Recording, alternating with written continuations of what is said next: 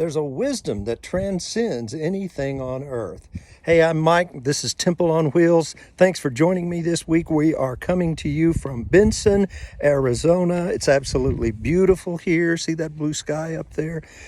One of the blessings that we get to do as we travel across the country is pick out a church. We go to a different church practically every week, and it's just been a blessing. And this week was particularly a joy. We got to go to a wonderful worship service, and we got to hear an absolutely fabulous message from a pastor named Lupe Diaz at Grace Chapel in Benson, Arizona. Look it up, find the service. It should be online soon. It's absolutely fabulous and jam-packed full of wisdom. One of the things that Pastor Lupe reminded us of is how important our birthright is. Don't ever, ever, ever sell that birthright the way Esau did.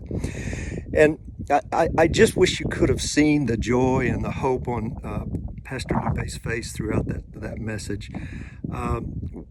Jesus, in his some of the last words that he gave to his disciples in Luke chapter 21, he was talking about what are the signs of his second coming, and I've talked about that a little bit before. There's going to be disturbances in the sun and the moon and the stars, and the governments are going to be in distress, and the people are going to be so full of fear they're going to faint. And he said, "You, my disciples, what I want you to do is stand up, look up, for your redemption draws near." What an absolutely wonderful message to give you hope, because in the worst of times, you don't have to duck and take cover. You don't have to run and hide.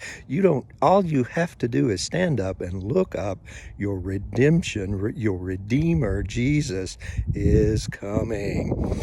In that same sermon, one of the things that Jesus said is, you're going to come before kings, you're going to come before governors, you're going to come before religious leaders, and don't worry about what you're going to say at that moment, because the very words to say will be given to you at that time. Absolutely fabulous. Hey, thanks for joining me on Temple on Wheels. See you next week.